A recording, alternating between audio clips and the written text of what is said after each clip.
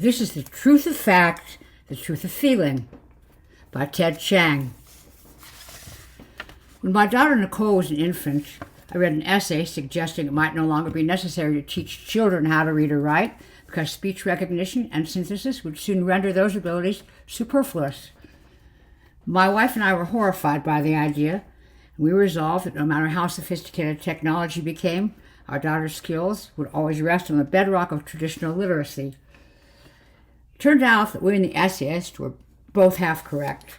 Now that she's an adult, Nicole can read as well as I can. But there is a sense in which she has lost the ability to write. She doesn't dictate her messages and ask a virtual secretary to read back to her what she last said, the way that essayists predicted. Nicole sub-vocalizes. Her retinal projector displays the words in her field of vision. She makes revisions using a combination of gestures and eye movements. For all practical purposes, she can write. But take away the assistive software and give her nothing but a keyboard, like the one I remain faithful to, she'd have difficulty spelling out many of the words in this very sentence. Under those specific circumstances, English becomes a bit like a second language to her, one that she can speak fluently but can only barely write. It may sound like I'm disappointed in Nicole's intellectual achievements. That's absolutely not the case. She's smart and dedicated to her job in an art museum when she could be earning more money elsewhere. I've always been proud of her accomplishments. There's still the past me who would have been appalled to see his daughter lose her ability to spell. I can't deny that I'm continuous with him. It's been more than 30 years since I read that essay. In that period, our lives have undergone countless changes that I couldn't have predicted.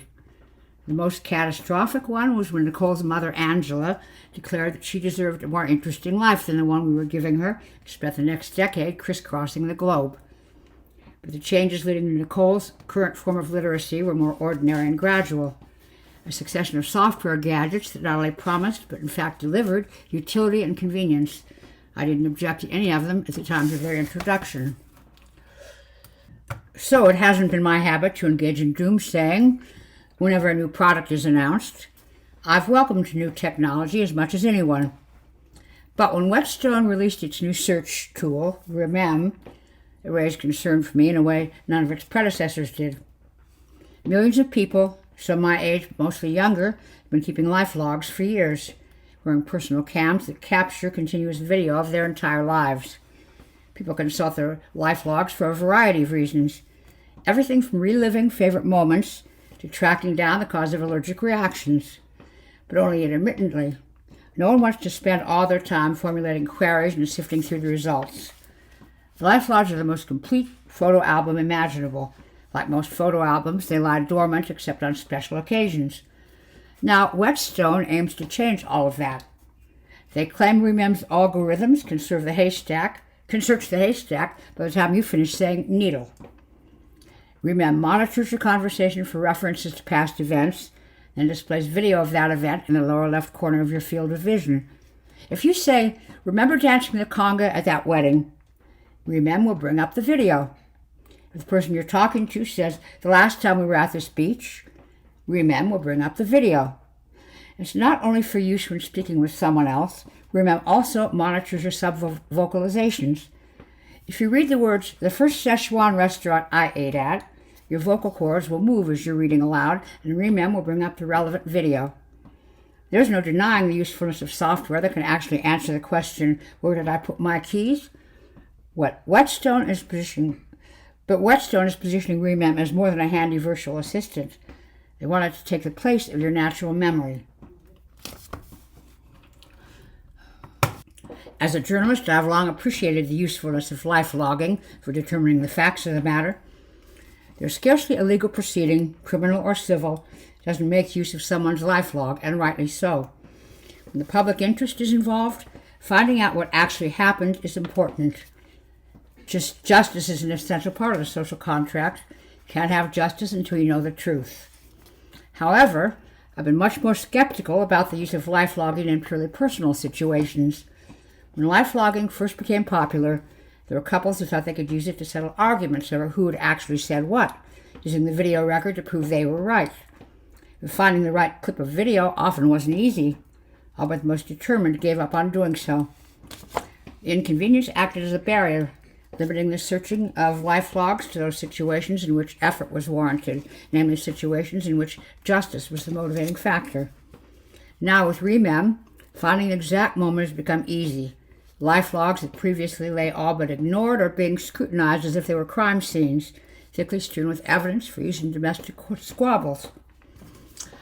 I typically write for the news section, but I've written feature stories as well. So when I pitched an article about the potential downside of Remem to my managing editor, he gave me the go-ahead. My first interview was with a married couple, whom I'll call Joel and Deirdre, an architect and a painter, respectively. It wasn't hard to get them talking about Remem.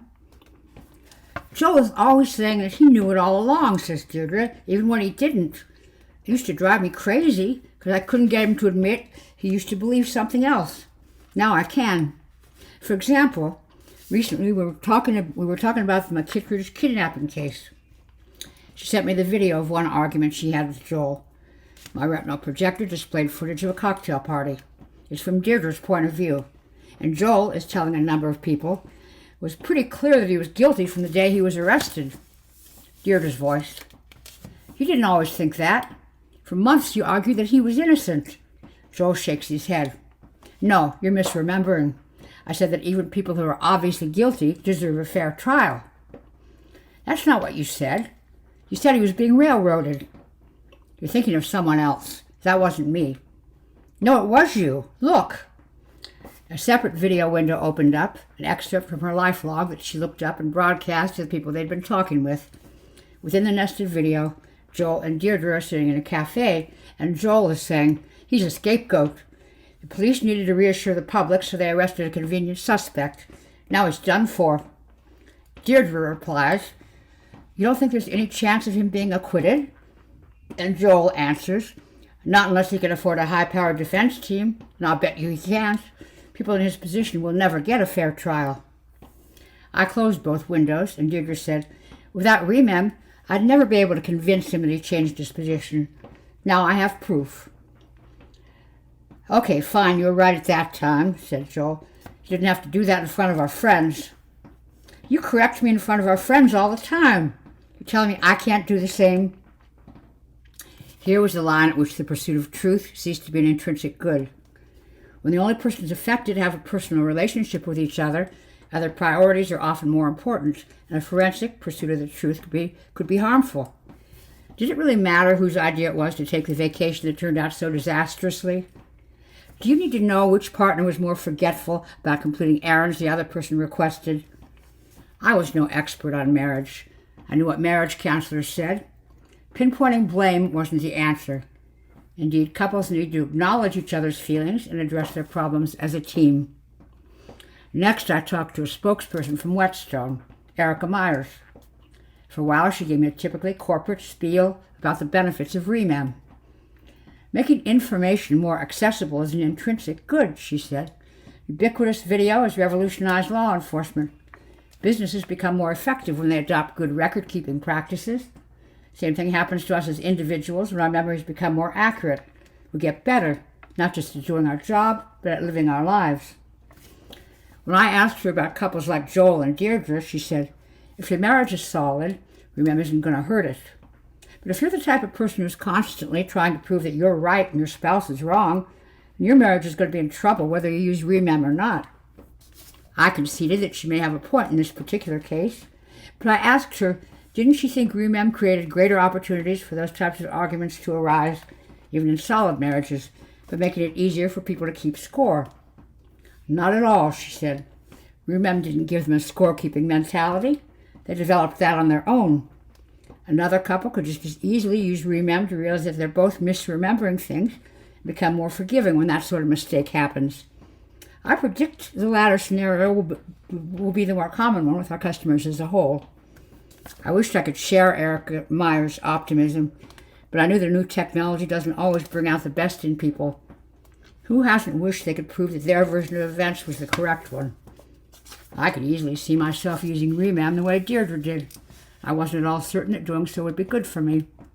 Anyone who has wasted hours surfing the internet knows that technology can encourage bad habits. The ease of searching that Remem provides is impressive enough. That merely scratches the surface of what Whetstone sees as the product's potential. When Deirdre fact-checked her husband's previous statements, she was posing explicit queries to Remem. But Whetstone expects that. As people become accustomed to their product, queries will take the place of ordinary acts of recall.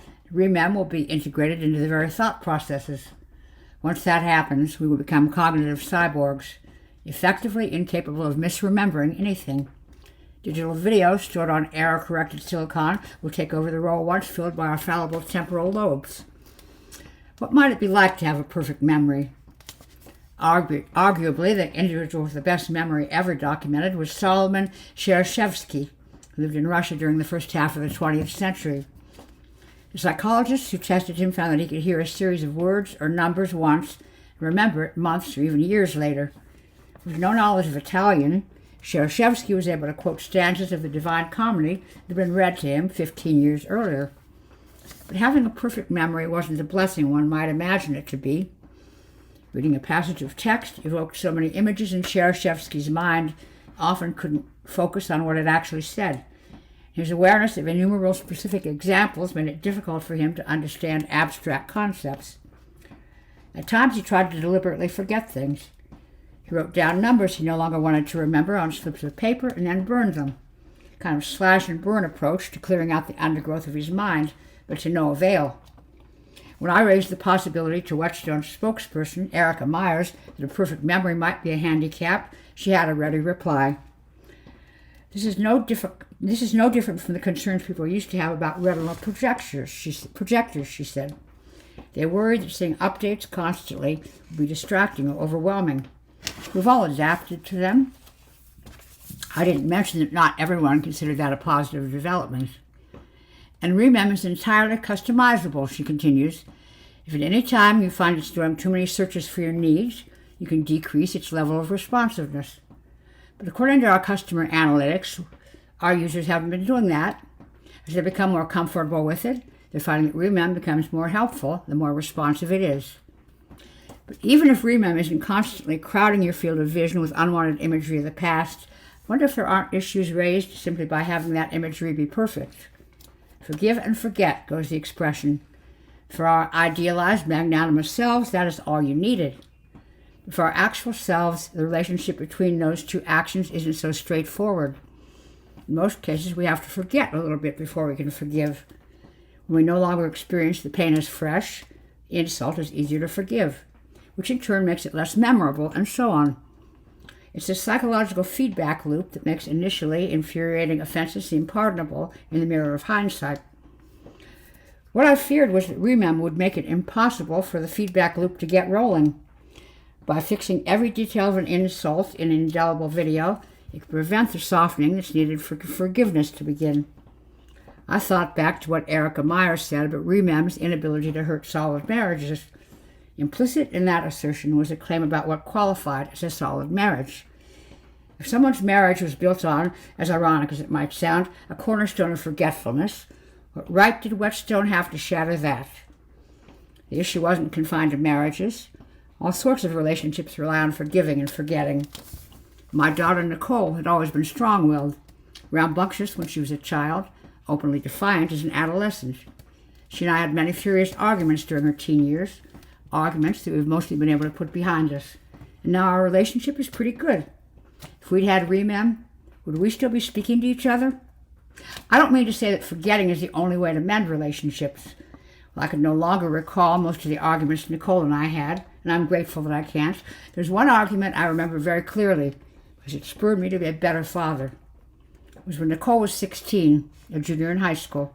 It had been 2 years since her mother, Angela, had left, probably the two hardest years of both of our lives. I don't remember what started the argument, something trivial, no doubt, but it escalated, and before long Nicole was taking her anger at Angela out on me. You're the reason she left. You drove her away. You can leave too for all I care. I sure as hell would be better off without you. And to demonstrate her point, she stormed out of the house. I knew it wasn't premeditated malice on her part. I don't think she engaged in much premeditation in anything during that phase of her life. But she couldn't have come up with a more hurtful accusation if she'd tried.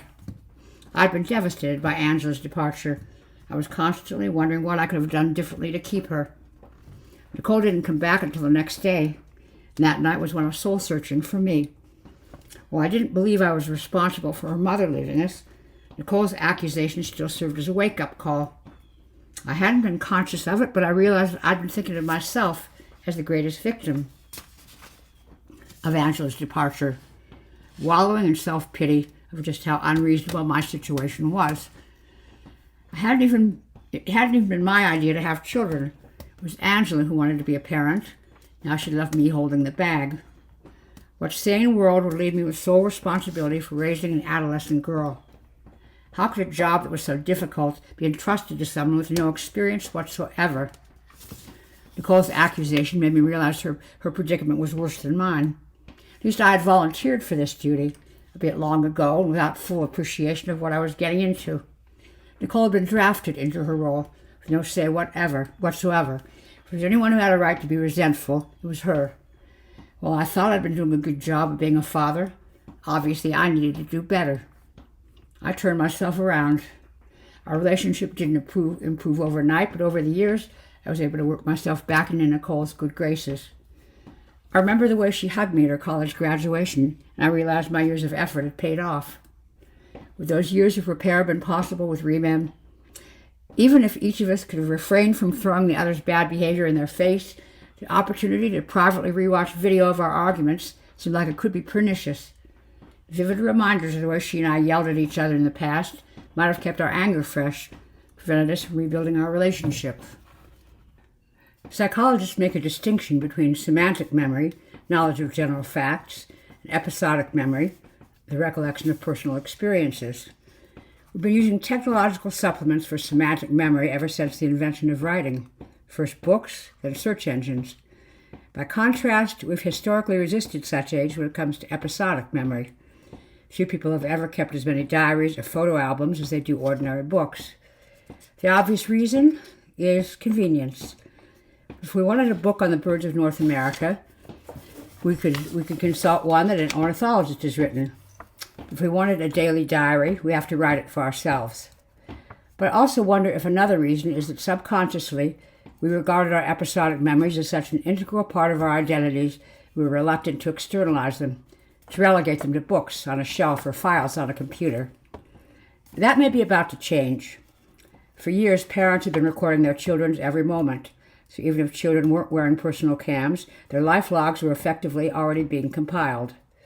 Now parents are having their children wear retinal projectors at younger and younger ages so they can reap the benefit of assistive software agents sooner. Imagine what will happen if children begin using Remem to access those life logs. The mode of cognition will diverge from ours because the act of recall will be different. Rather than thinking of an event from her past and seeing it with her mind's eye, a child will subvocalize a reference to it and watch video footage with her physical eyes. Episodic memory will become entirely technologically mediated. An obvious drawback to such reliance is the possibility that people might become virtual amnesiacs whenever the software crashes. But just as worrying to me is the prospect of technological failure was that of technological success. How will it change a person's conception of herself when she's only seen her pass through the unblinking eye of a video camera? Just as there's a feedback loop in softening harsh memories, there's also one at work in the romanticization of childhood memories. Disrupting that process will have consequences. The earliest birthday I remember is my 4th.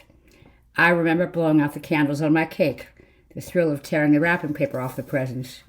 There's no video of the event. There are snapshots in the family album. They're consistent with what I remember. In fact, I suspect I no longer remember the day itself. It's more likely that I manufacture the memory when I was first shown the snapshots, and over time, I've imbued it with the emotion I imagine I felt that day. Little by little, over repeated instances of recall, I've created a happy memory for myself. Another of my earliest memories is of playing on the living room rug, pushing toy cars around while my grandmother worked at her sewing machine. She would occasionally turn and smile warmly at me. There are no photos of that moment, so I know the recollection is mine and mine alone. It is a lovely, idyllic memory. Would I want to be presented with the actual footage of that afternoon? No, Absolutely not. Regarding the role of truth in autobiography, the critic Roy Pascal wrote, "On the one side are the truths of fact, on the other the truth of the writer's feelings. Where the two coincide cannot be decided by any outside authority in advance. Our memories are private autobiographies.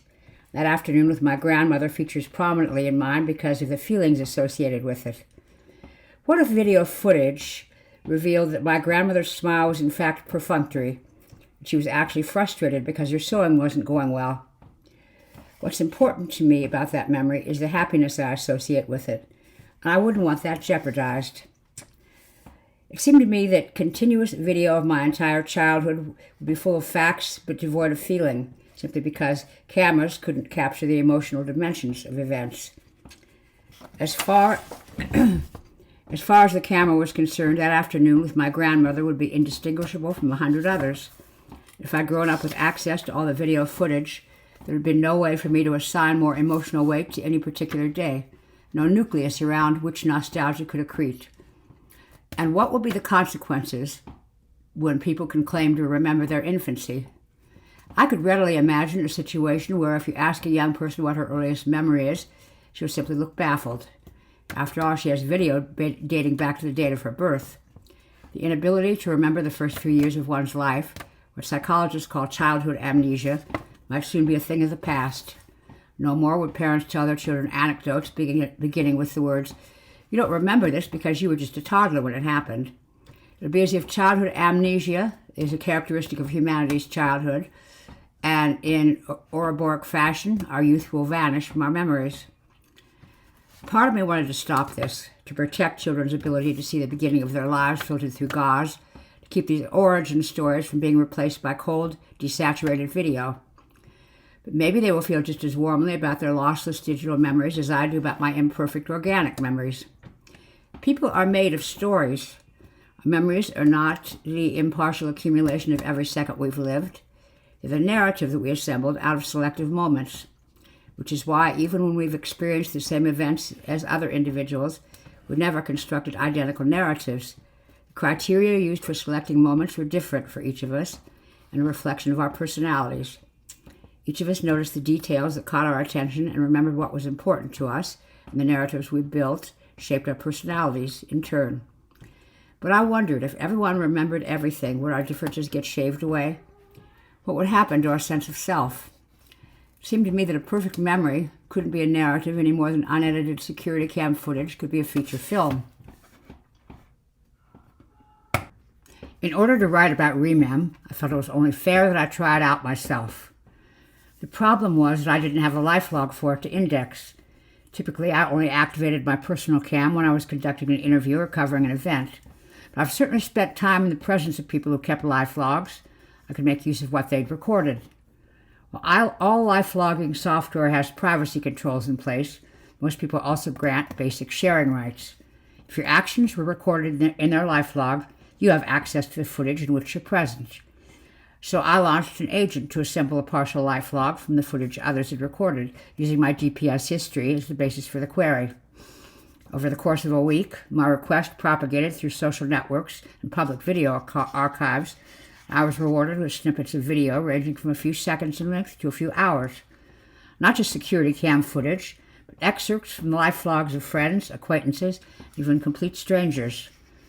The resulting lifelog was, of course, highly fragmented compared with what I would have had if I'd been recording video myself, and the footage was all from a third-person perspective rather than the first person that most lifelogs have. But Remem was able to work with that. I expected that coverage would be thickest in the later years, simply due to the increasing popularity of lifelogs. It was somewhat to my surprise, then, when I looked at a graph of the coverage, I found a bump in the coverage more than a decade ago. Nicole had been keeping a lifelog since she was a teenager, so an unexpectedly large segment of my domestic life was present. I was initially a bit uncertain of how to test Remem, since I obviously couldn't ask it to bring up video of an event I didn't remember. I figured I'd start out with something I did remember. I subvocalized. That time Vince told me about his trip to Palo. My retinal projector displayed a window in the lower left corner of my field of vision.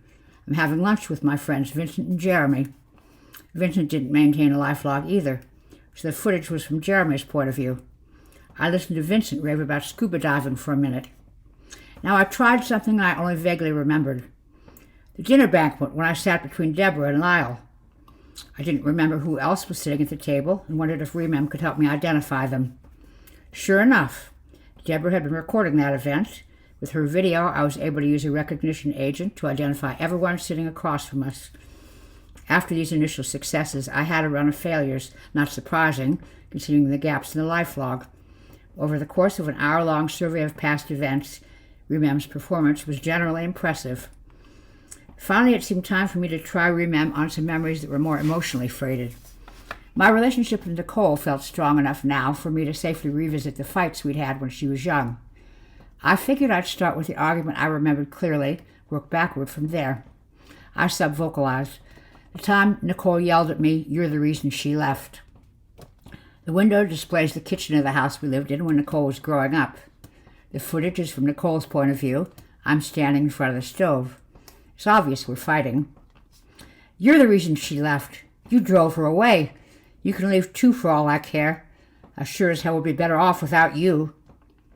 The words were just as I remembered them, but it wasn't Nicole saying them. It was me. My first thought that it must be a fake. Nicole had edited the video to put her words into my mouth. She must have noticed my request for access to her lifelog footage and concocted this to teach me a lesson. Or perhaps it was a film she had created to show her friends, to reinforce the story she told about me. Why was she still so angry at me then that she would do such a thing? Had we gotten past this? I started skimming through the videos, looking for inconsistencies that would indicate where the edited footage had been spliced in. The subsequent footage showed Nicole running out of the house, just as I remembered, so there wouldn't be signs of inconsistency there. I rewound the video and started watching the preceding argument. Initially, I was angry as I watched, angry at Nicole for going to such lengths to create this lie, because the preceding footage was all consistent with me being the one who yelled at her. Then some of what I was saying in the video began to sound queasily familiar, complaining about being called to her school again because she'd gotten into trouble, accusing her of spending time with the wrong crowd. But this wasn't the context in which I'd said those things, was it? I'd been voicing my concern, not berating her. Nicole must have adapted things I'd said elsewhere to make her slanderous video more plausible. That was the only explanation, right? I asked Remem to examine the video's watermark, and it reported the video was unmodified. I saw that Remem had suggested a correction in my search terms, where I had said the time Nicole yelled at me, it offered the time I yelled at Nicole. The correction must have been displayed at the same time as the initial search result, but I hadn't noticed. I shut down Remem in disgust, furious at the product. I was about to search for information on forging a digital watermark to prove that this video was faked, but I stopped myself, recognizing it as an act of desperation. I would have testified, hand on a stack of Bibles, or using any oath required of me. It was Nicole who'd accused me of being the reason her mother left us. My recollection of that argument was as clear as any memory I had. It wasn't the only reason I found the video hard to believe. It was also my knowledge that, whatever my faults or imperfections, I was never the kind of father who could say such a thing to his child. Yet here was video proving that I had been exactly that kind of father. While I wasn't that man anymore, I couldn't deny that I was continuous with him. Even more telling was the fact that for many years I had successfully hidden the truth from myself. Earlier, I said that the details we choose to remember are a reflection of our personalities. What did it say about me that I put those words in Nicole's mouth instead of mine? I remembered that argument as being a turning point for me. I'd imagined a narrative of redemption and self-improvement, which I was the heroic single father rising to meet the challenge.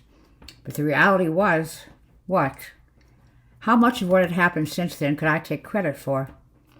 I restarted Remem and began looking at video of Nicole's graduation from college. That was an event I had recorded myself, so I had footage of Nicole's face. She seemed genuinely happy in my presence. Was she hiding her true feelings so well that I couldn't detect them? Or if our relationship had actually improved, how had that happened? I'd obviously been a much worse father 14 years ago than I thought. It would be tempting to conclude I had come further to reach where I currently was, but I couldn't trust my perceptions anymore. Did Nicole even have positive feelings about me now? I wasn't going to try using Remem to answer this question. I needed to go to the source. I called Nicole and left a message saying I wanted to talk to her, asking if I could come over to her apartment that evening.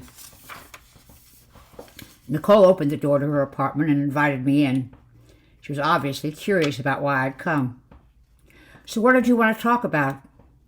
I wasn't sure how to begin. This is going to sound strange. Okay, she said. I told her about viewing my partial life log using Remem and seeing the argument we'd had when she was 16 that ended with me yelling at her and her leaving the house. Do you remember that day? Of course I do. She looked uncomfortable, uncertain of where I was going with this. I remembered it too, at least I thought I did, but I remembered it differently. The way I remembered it was you who said it to me. Me who said what? I remembered you telling me that I could leave for all you cared and that you'd be better off without me. Nicole stared at me for a long time. All these years, that's how you've remembered that day? Yes, until today. That'd be almost funny if it weren't so sad. I felt sick to my stomach. I'm so sorry. I can't tell you how sorry I am. Sorry you said it, or sorry that you'd imagined me saying it? Both. Well, you should be. You know how that made me feel? I can't imagine. I know I felt terrible when I thought you had said it to me. Except that was just something you made up. It actually happened to me. She shook her head in disbelief. Fucking typical. That hurt to hear. Is it? Really? Sure, she said. You're always acting like you're the victim, like you're the good guy who deserves to be treated better than you are. You make me sound like I'm delusional. Not delusional. Just blind and self-absorbed. I bristled a little. I'm trying to apologize here. Right. This is about you. No, you're right. I'm sorry. I waited until Nicole gestured for me to go on. I guess I am blind and self-absorbed. The reason it's hard for me to admit that is that I thought I'd opened my eyes and gotten over that. She frowned. What? I told her how I felt like I had turned around as a father and rebuilt our relationship, culminating in a moment of bonding at her college graduation. Nicole wasn't openly derisive, but her expression caused me to stop talking. It was obvious I was embarrassing myself. Did you still hate me at graduation? I asked. Was I completely making it up that you and I got along then? No, we did get along at graduation. But it wasn't because you had magically become a good father. What was it then? She paused, took a deep breath, and then said, I started seeing a therapist when I went to college. She paused again. She pretty much saved my life. My first thought was, why would Nicole need a therapist? I pushed that down and said, I didn't know you were in therapy. Of course you didn't. You were the last person I would have told. Anyway, by the time I was a senior, she'd convinced me that I was better off not staying angry at you. That's why you and I got along so well at graduation. So I had indeed fabricated a narrative that bore little resemblance to reality. Nicole had done all the work, and I had done none. I guess I don't really know you, she shrugged. You know me as well as you need to. That hurt too, but I could hardly complain. You deserve better, I said. Nicole gave a brief, rueful laugh. You know, when I was younger, I used to daydream about you saying that. But now, well, it's not as if it fixes everything, is it? I realized that I'd been hoping she would forgive me then and there, and everything would be good. But it would take more than my saying sorry to repair our relationship. Something occurred to me. I can't change the things I did, but at least I can stop pretending I didn't do them. I'm going to use Remem to get an honest picture of myself, take a kind of personal inventory. Nicole looked at me, gauging my sincerity. Fine, she said, but let's be clear. You don't come running to me every time you feel guilty over treating me like crap. I worked hard to put that behind me. I'm not going to relive it just so you can feel better about yourself. Of course. I saw that she was tearing up. And I've upset you again by bringing all this up. I'm sorry. It's all right, Dad. I appreciate what you're trying to do. Just let's not do it again for a while, okay? Right. I moved toward the door to leave and then stopped. I just wanted to ask if it's possible, if there's anything I can do to make amends. Make amends? She looked incredulous. I don't know. Just be more considerate, will you? And that's what I'm trying to do. We don't normally think of it as such, but writing is a technology, which means that a literate person is someone whose thought processes are technologically mediated. We become cognitive cyborgs as soon as we become fluent readers. The consequences of that were profound.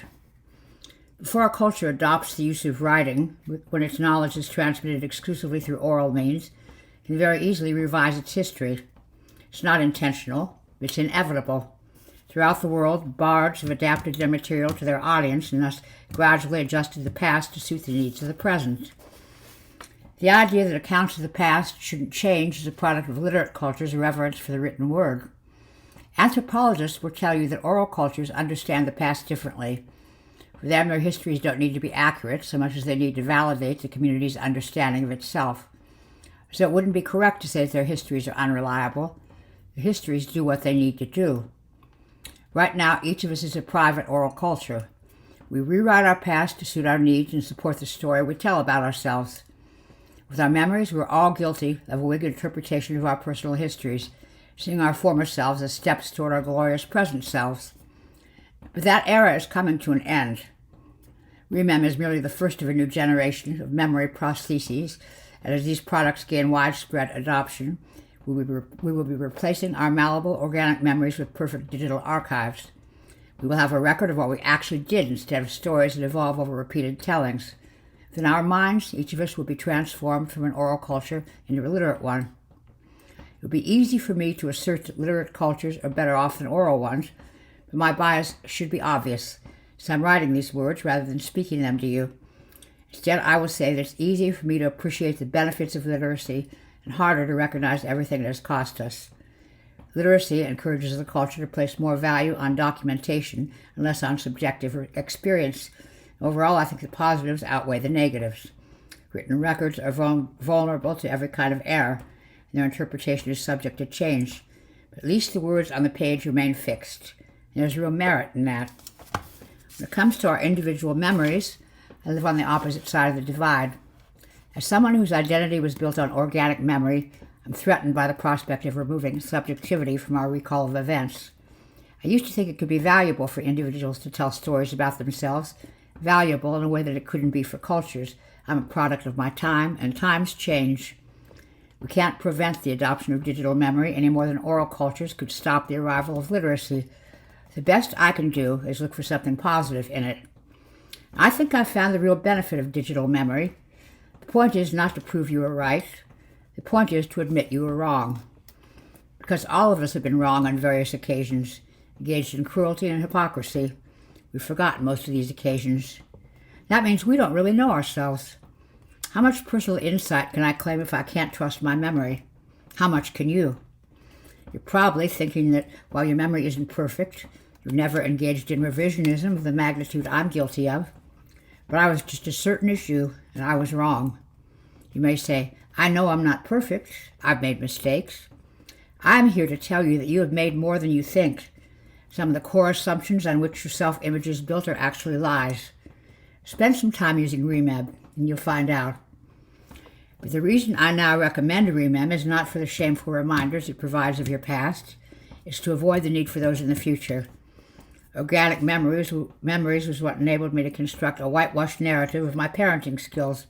But by using digital memory from now on, I hope to keep that from happening. The truth about my behavior won't be presented to me by someone else, making me defensive. It won't even be something I'll discover as a private shock, prompting a reevaluation.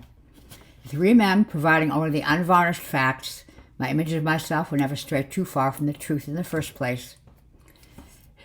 Digital memory will not stop us from telling stories about ourselves. As I said earlier, we are made of stories, and nothing can change that. What digital memory will do is change those stories from fabulations that emphasize our best acts and elide our worst into ones that I hope acknowledge our fallibility, make us less judgmental about the fallibility of others. Nicole has begun using Remem as well and discovered that her recollection of events isn't perfect either. This hasn't made her forgive me for the way I treated her, nor should it, because her misdeeds were minor compared to mine. It has softened her anger at my misremembering my actions, because she realized it's something we all do. I'm embarrassed to admit that that is precisely the scenario Erica Myers predicted when she talked about remembering effects on relationships. This doesn't mean I've changed my mind about the downsides of digital memory. There are many. People need to be aware of them. I just don't think I can argue the case with any sort of objectivity anymore. I abandoned the article I was planning to write about memory prostheses. I handed off the research I'd done to a colleague. She wrote a fine piece about the pros and cons of the software. A dispassionate article free from all the soul-searching and angst that would have saturated anything I submitted. Instead, I've written this. As for my account of my argument with Nicole, I've tried to make it as accurate as I possibly could. I've been recording everything since I started working on this project. I've consulted the recordings repeatedly when writing this. But in my choice of which details to include and which to omit, perhaps I've just constructed another story. In spite of my efforts to be unflinching, have I flattered myself with this portrayal? Have I distorted events so they more closely follow the arc expected of a confessional narrative? The only way you can judge is by comparing my account against the recordings themselves, so I'm doing something I never thought I'd do. With Nicole's permission, I'm granting public access to my life log, such as it is. Take a look at the video and decide for yourself. If you think I've been less than honest, tell me. I want to know.